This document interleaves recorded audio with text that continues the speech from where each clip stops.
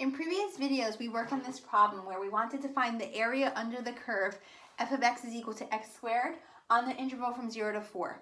And the way that we learned how to find the area was first by approximating the area using rectangles called Riemann sums, finding the area of the rectangles and adding them up. And then we said if we take the limit of the Riemann sums, it will no longer be an approximation, but it will give us the exact value for the area under the curve. So if I wanted to find the area under the curve, I'm going to call it A for area. I know that I need to find the limit as n goes to infinity of the Riemann sum. Right? And in our previous videos, we used this notation for the Riemann sum. Okay? So we know that we need to calculate delta x, which is the width of the interval. We're going to calculate our point x by star. We're going to plug it into the function. We have to sum this from I equals 1 to n and then take the limit of it. And we did some examples already, calculating the limit of the Riemann sum. And we showed that it's a long process. So today in this video, we're going to learn a much easier way to find the area under the curve, and it's called the fundamental theorem of calculus. Okay, before we do that, remember that another notation for the limit of the Riemann sum in this problem, because we want to find the area under the curve from 0 to 4, we have 0 and 4. Okay, these are called the limits of integration.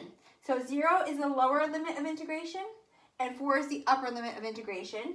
And then we put our function f of x and then dx.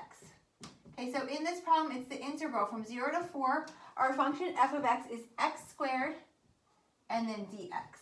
Okay, so one way to find the area under the curve is to use the limit of the Riemann sum. And that is a long process. It's doable. We can find the area under the curve, but we want to find an easier method to do this. Now, the easier method, again, is called the fundamental theorem of calculus, and it involves finding the antiderivative. So I just want to review the notation again. If I have this integral sign with these numbers here, the upper and lower limits of integration, that is called a definite integral. Remember in previous chapter, so in section 4.9, in chapter 4, section 4.9, we talked about integrals without these numbers, and we said it's called an indefinite integral. And in an indefinite integral, it just represents the antiderivative. Okay, well, it turns out that you can prove that a definite integral also involves using the antiderivative. I'm not going to do the proof, but it's in section 5.3 of your textbook. So if you want to look at the proof of why the limit of the Riemann sum is going to be equal to the formula I'm about to show you, the proof is in the textbook. Okay, so all we have to do here, I'm just going to rewrite it over here so we have more room, is if I want the integral from 0 to 4 of f of x dx, the fundamental theorem of calculus says, instead of finding the limit of the Riemann sum, another way to do this is to just find the antiderivative. Now remember that the antiderivative of the function lowercase f, I can call capital F. Okay, so capital F is the antiderivative. So I'm going to find the antiderivative of my function. After I find the antiderivative of my function, I need to plug in the upper and lower limits of integration and take the difference of them. Okay, so you find the antiderivative of f of x, that's my capital F of x, and then this line here just says that I should plug in the 4 into the antiderivative first, so I'm going to calculate f of 4, and then subtract away, and then plug in the lower limit,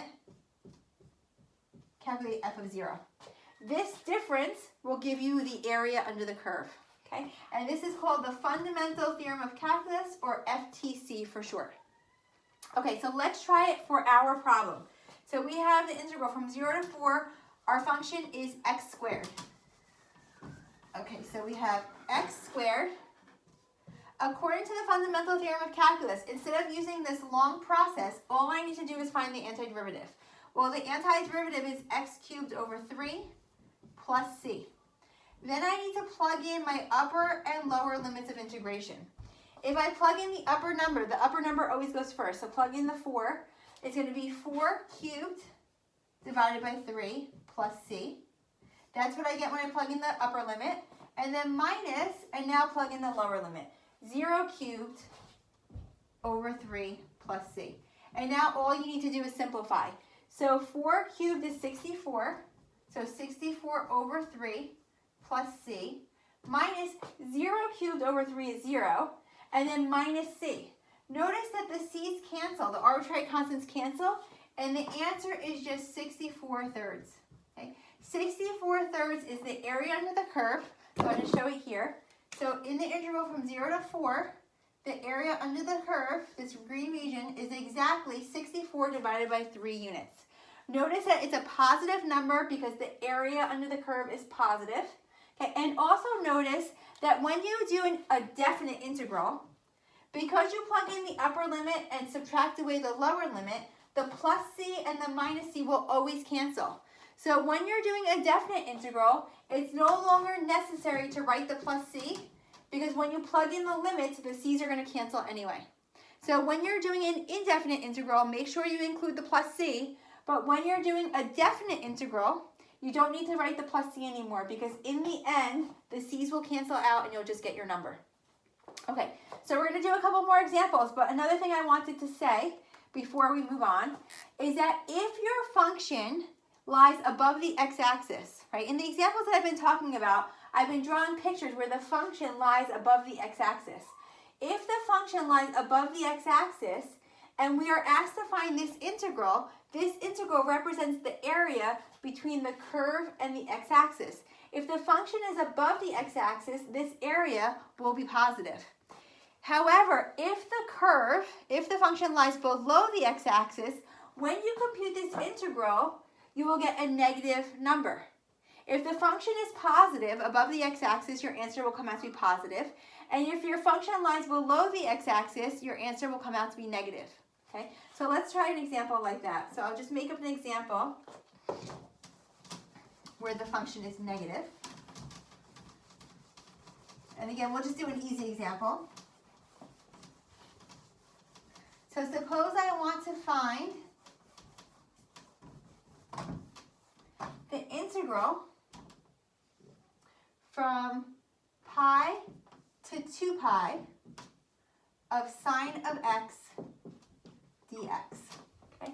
The integral from pi to 2 pi of sine of x dx. Now let's think about what this looks like. The function is sine of x. We know that sine of x looks like this. Here's 0, here's pi, and here's 2 pi. The only part of the curve that I'm interested in is the region between pi and 2 pi. So really the only part of the curve that I'm interested in is from here to here. So I'm going to erase this part. Notice that from pi to 2 pi, the function, the curve, is completely under the x-axis.